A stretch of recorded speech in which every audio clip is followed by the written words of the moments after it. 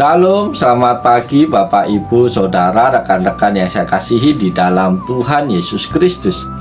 Pada pagi hari ini melalui program Motivasi Pagi, kita boleh bersama-sama dipertemukan dan kita boleh belajar bersama akan kebenaran firman Tuhan. Firman Tuhan pada pagi hari ini terambil di dalam Injil Markus pasal 5 ayat 19 yang berbunyi demikian. Yesus tidak memperkenankannya, tetapi ia berkata kepada orang itu, "Pulanglah ke rumahmu, kepada orang-orang sekampungmu, dan beritahukanlah kepada mereka segala sesuatu yang telah diperbuat oleh Tuhan atasmu, dan bagaimana ia telah mengasihi engkau." Bapak, Ibu, Saudara terkasih, pagi hari ini firman Tuhan kita renungkan bersama di bawah tema pemulihan yang luar biasa. Saudara-saudara, dalam nats ini kita membaca tentang peristiwa pemulihan yang luar biasa yang dilakukan oleh Yesus terhadap seorang pria yang kerasukan roh jahat. Setelah pria itu disembuhkan, ia ingin mengikuti Yesus, tetapi Yesus justru memberi perintah yang berbeda. Ia menyuruh pria itu untuk pulang ke rumahnya dan memberitakan kepada orang-orang sekitarnya tentang apa yang Tuhan telah perbuat. Saudara-saudara, setelah mengalami pemulihan yang luar biasa, pria ini ingin mengikuti Yesus.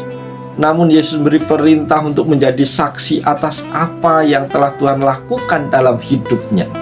Pemulihan ini tidak hanya untuk dirinya sendiri, tetapi juga untuk memberitakan kebaikan Tuhan kepada orang lain. Pernyataan Yesus ini mengajarkan kepada kita bahwa setiap kali kita menerima pertolongan dan pemulihan dari Tuhan, kita juga dipanggil untuk menjadi saksinya, memberitakan kasih dan kuasa-Nya. Bapak, Ibu, Saudara yang dikasihi oleh Tuhan Yesus Kristus, Yesus menyembuhkan pria ini dengan tujuan yang jelas untuk memberitakan kebaikan Tuhan bagi orang-orang sekitarnya. Tuhan tidak hanya menyembuhkan kita untuk diri kita sendiri, tetapi ada tujuan yang jauh lebih besar dalam setiap pemulihan yang terjadi dalam hidup kita.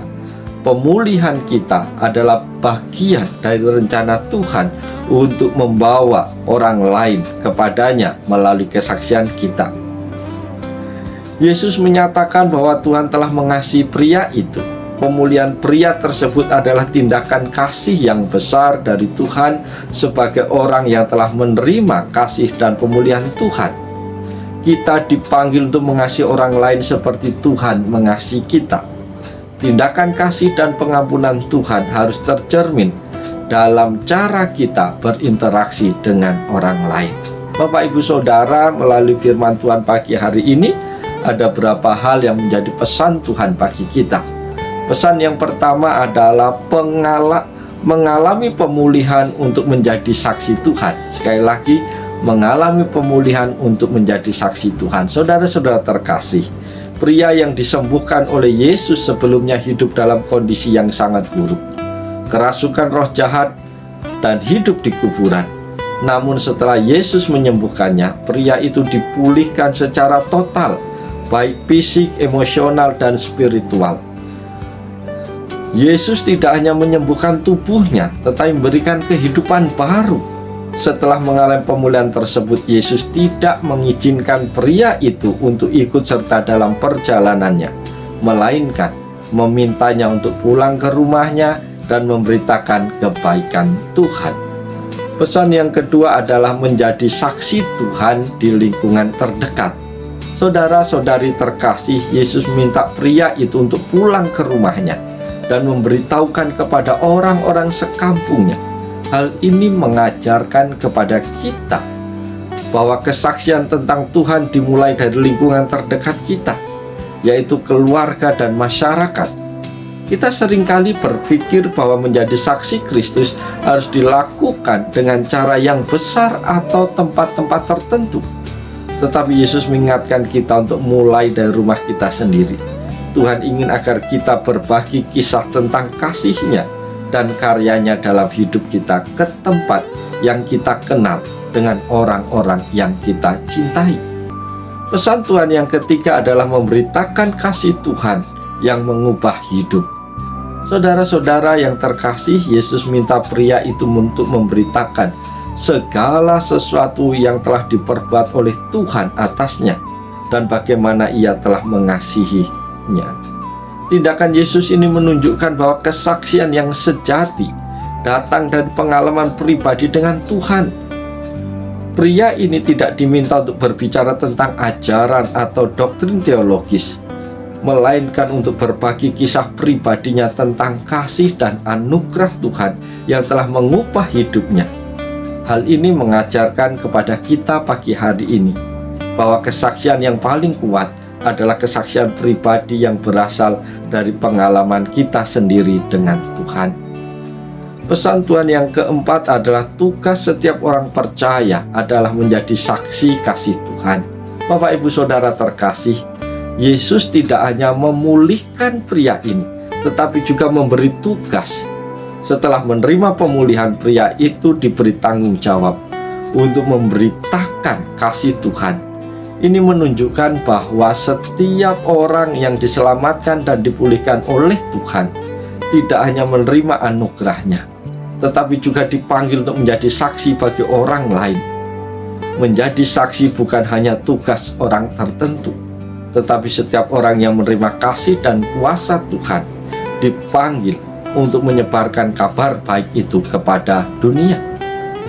Pesan Tuhan yang kelima adalah melihat Tuhan dalam setiap pemulihan. Saudara-saudara yang dikasihi Tuhan, Yesus berkata kepada pria itu untuk memberitakan bagaimana Tuhan mengasihi dia. Kasih Tuhan yang penuh pengampunan dan belas kasihan adalah inti dari pemulihan.